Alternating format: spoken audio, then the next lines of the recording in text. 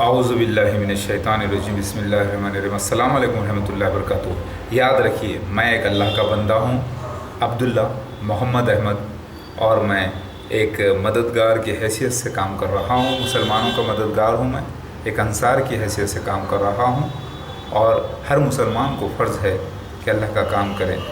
याद रखिए,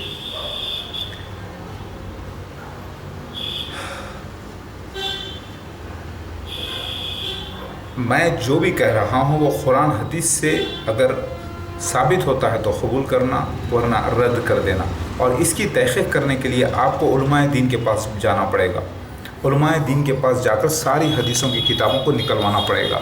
तौरात, इंजील, ज़बूर को, हिंदुज़म की किताब को निकलवाना पड़ेगा। सारे अहले किताबियों की किताबों को निकलवाना पड़ेगा, तहक़ीक़ करवाना पड़ेगा। जो मैं कह रहा हूँ करेक्ट है या गलत, सच है या गलत है, तहक़ीक़ करना ज़रूरी है आपको। याद रखिए, मैं एक अल्लाह का बंदा हूँ और मैं अपने आप को मसीहा, महदी कुछ नहीं कह रहा हूँ। नोट कर लीजिए। आप लोग कहेंगे कि आपने तो ऐसा दावा किया था। हाँ भाई, उससे इस्तीफ़ा दे दिया। कब दिया? 5 मार्च 2016 को।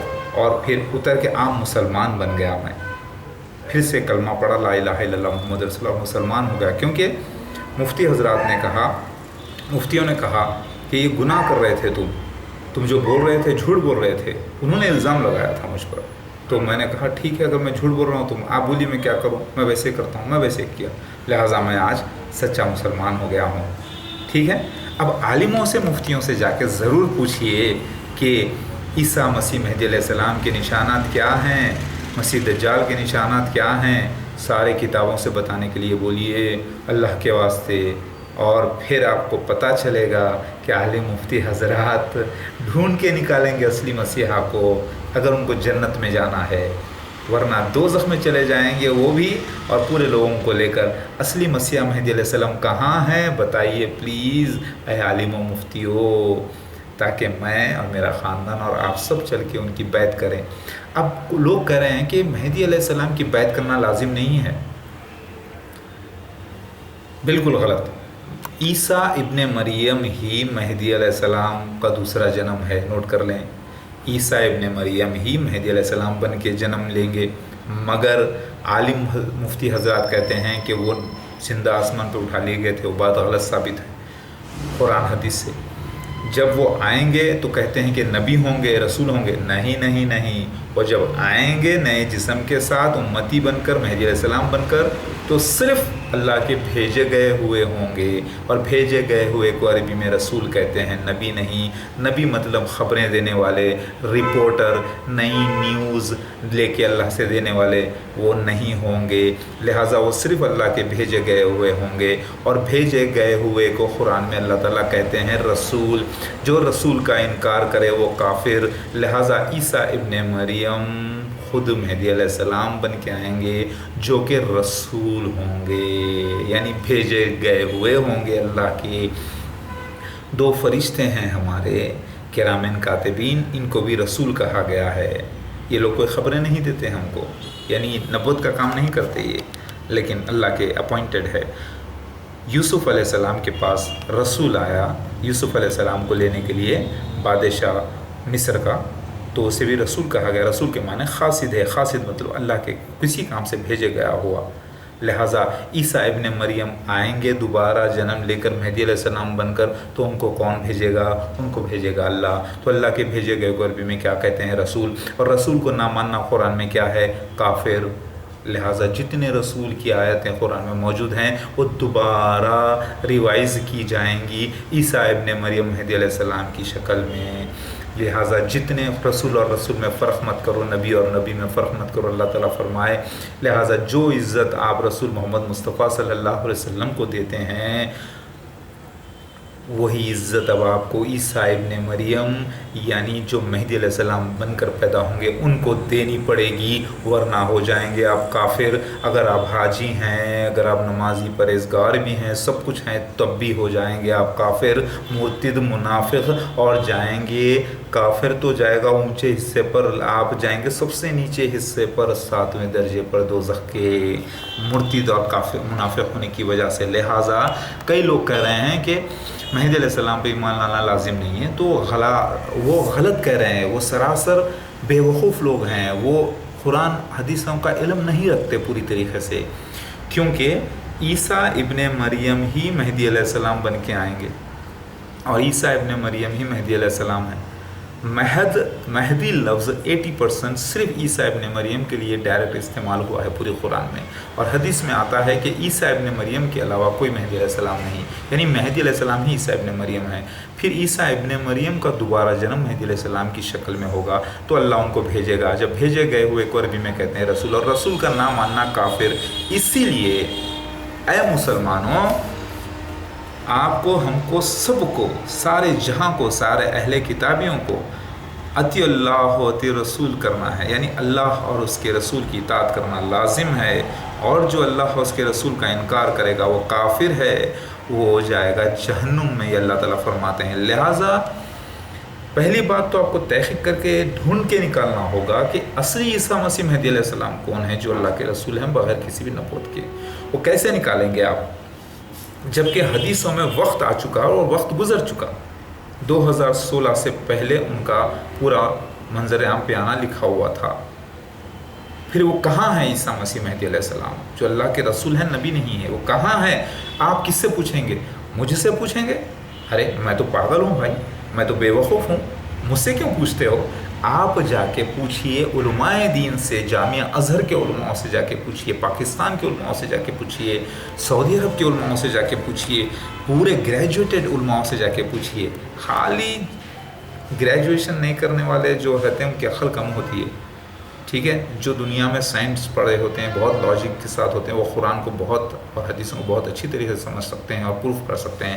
ویسے علماء سے جا کے پوچھئے کہ کہاں ہے عیسیٰ مسیح مہدی علیہ السلام، جس کے والدین کا نام ذکر کتاب میں آیا ہے، جس کی ہائٹ آئی ہے، جس کا کلر آیا ہے، جس کے بارے میں مسے کے جو مسہ ہوتا ہے نا، سب یہ ایسا ایک مسہ یہاں ہوگا، ایک مسہ ادھر ہوگا۔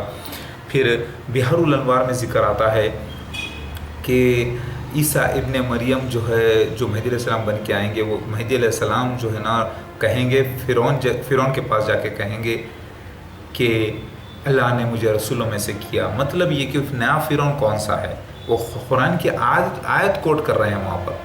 آپ بولیں گے کہ بحر الانوار غلط ہے، نہیں بھائی، اگر آپ کو کوئی بات سمجھ میں نہیں آئی تو اس سے غلط مت کہہ دیجئے، خاموش ہو جائیے، کیونکہ وہ صحیح ثابت ہوئی ہے آج۔ یہ فرعون نیا مسیح دجال ہے، مرزا غلام احمد قادیانی اور اس کا خلیفہ، یہ مسیح دجال ہے۔ اس کے پاس جا کر عیسیٰ ابن مریم جو مہدی علیہ السلام ہوں گے کہیں گے کہ اللہ نے مجھے رسول میں سے کیا ہے۔ تو حدیث شریف میں آیا ہے کہ عیسیٰ ابن مریم جو ہوں گے مہدی علیہ السلام ہوں گے، اور مہدی علیہ السلام جو ہے رسول ہوں گے، نبی نہیں ہوں گے کسی بھی قسم کے۔ پھر ایک حدیث میں یہ بھی آتا ہے بحر الانوار میں کہ وہ ایک سیل توڑیں گے، گولڈن سیل۔ وہ سیل یہ ہے، انس رضی اللہ تعالیٰ عنہ فرماتے ہیں کہ نہ کوئی رسول ہے محمد صلی اللہ علیہ وسلم کے بعد، نہ کوئی نبی ہے، لیکن رسول نبی نہیں، یہ بات تو ثابت ہے قرآن حدیث سے، لیکن کوئی رسول نہیں ہے، قرآن نہیں کہتا ایسا، بلکہ قرآن گواہی دیتا ہے کہ اور ایک رسول آنے کے بارے میں۔ سورہ جمعہ میں اس کا ذکر ہے، اللہ تعالیٰ سورہ الگ الگ آیتوں میں فرماتے ہیں مومنوں میں سے اللہ تعالیٰ ایک رسول بھیجے گا، اور یہ حدیث میں آتا ہے کہ عیسیٰ مسیح مہدی علیہ السلام آئیں گے تو پھر بھیجے جائیں گے۔ تو قرآن اور حدیث میچ کر رہے ہیں یہاں پر، مگر نبی نہیں ہوں گے۔ قرآن کہتا ہے محمد صلی اللہ علیہ وسلم آخری نبی ہیں، اور حدیثیں بیان کرتی ہیں محمد صلی اللہ علیہ وسلم آخری نبی ہیں، لیکن ایک حدیث صرف انس رضی اللہ تعالیٰ عنہ سے جو مروی ہے وہ کہتی ہے کہ وہ رسول بھی نہیں ہوں گے۔ تو یہ حدیث پورے خلاف جا رہی ہے قرآن کے اور حدیثوں کے۔ تو یہ ہو سکتا ہے کہ محمد صلی اللہ علیہ وسلم نے یہ کہا تھا کہ میرے بعد کوئی رسول نبی نہیں ہے، یعنی میرے بعد جو رسول ہوں گے، یعنی عیسیٰ بن مریم جو مہدی علیہ السلام بن کے آئیں گے، وہ رسول تو ہوں گے، مطلب نبی نہیں ہوں گے۔ مطلب میرے بعد کوئی رسول نبی نہیں، مطلب یہ کہ میرے بعد جو رسول آنے والے ہیں وہ نبی نہیں ہوں گے۔ تو لوگوں نے اسے غلط سمجھا ہے یا غلط ریکارڈ کیا ہے، اور یہ سیل کو توڑ دیا گیا ہے، قرآن حدیث کو توڑ دیتی ہے اس کو۔ لہٰذا عیسیٰ ابن مریم ہی مہدی علیہ السلام ہیں، اور وہ مسیح دجال کے گروپ میں آئیں گے، اور مسیح دجال کے لوگ ہی ان کا نام، مسیح دجال خود ان کا نام رکھے گا، اور پھر وہ انہیں پاک کریں گے اور بنی اسرائیل کو پاک کریں گے، اور فتح اسلام انہی کو لے کر وہ فتح اسلام کریں گے سارے جہاں پر۔ یہ بھی لکھا ہوا ہے، یاد رکھیے۔ لوگ کہہ رہے ہیں کہ بھائی مہدی علیہ السلام کو ماننا لازم نہیں ہے، ہمارے پاس قرآن ہے، حدیثیں ہیں، بس اب کسی کی ہم کو ضرورت نہیں ہے۔ ارے یہ کم عقل جاہل لوگوں سے آپ پوچھ رہے ہیں جس کو پوری طریقے سے قرآن حلق سے نہیں اترا، یعنی قرآن کوئی ہاضمے کی چیز، مطلب ان کو عقل سے نہیں اترا ان کی قرآن پاک اور حدیث۔